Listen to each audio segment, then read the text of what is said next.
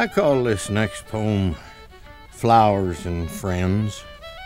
It kind of is self-explanatory. I don't know, I have a lot of people that kind of like hearing it, so I'll share it with you.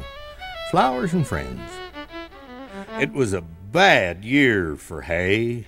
It was all brown and had some mold. It's the worst I've ever had, but the story should be told. Was a-feedin' one morning before the breaking of the day, heart sick a-watching the dust as I scattered out the hay. The cows seemed hungry, but they made no effort to eat. They seemed a-dreamin' but green alfalfa and how that'd be a treat. And then I got to thinkin' about people's hay of life, about what we get fed, happiness and strife. I got to thinkin' about our bad hay, of the mold and the dust. Got to thinkin' about some bad times and how we lose our trust. I was reminded of that old cow waiting to be fed. Now I'm not sure she's got fancy goals a-dancing in her head.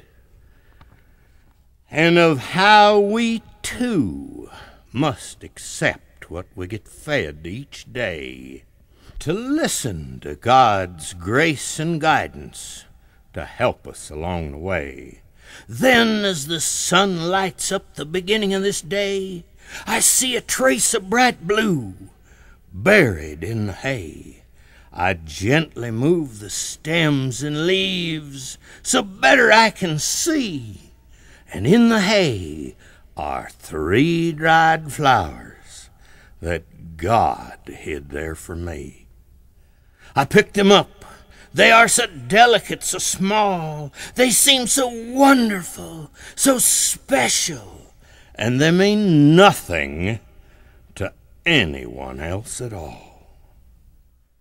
Like the flowers, I think of people that I've met along the way, and how their smile and their touch seems to brighten each and every day.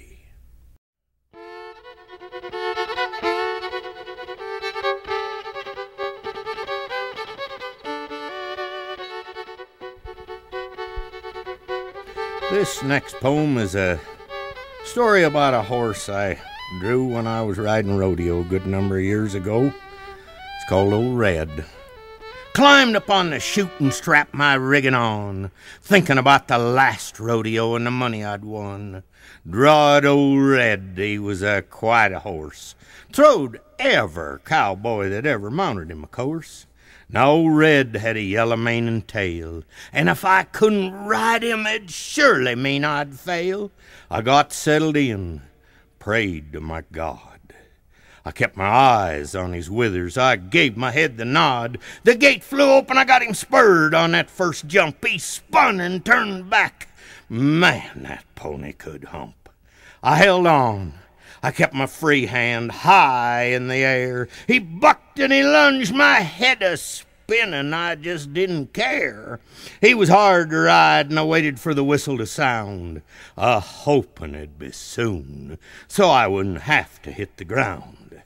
Then I heard, "Dinner's ready," the words Mom did call. I had to keep her riding for fear that I'd fall. I spurred and I fanned to get that high score, and then I done like every good little cowboy. I hung the broom back on the nail by the door.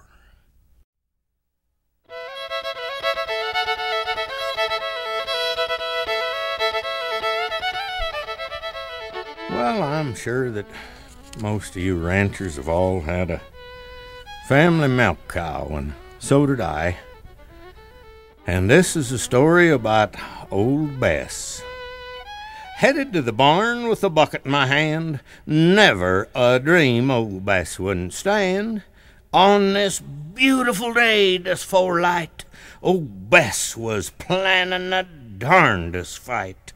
I reached the barn with the old milk pail right when Bess let out an angry wail. She bellered and snorted and throwed a fit, just made me wonder how I'd reach that tit.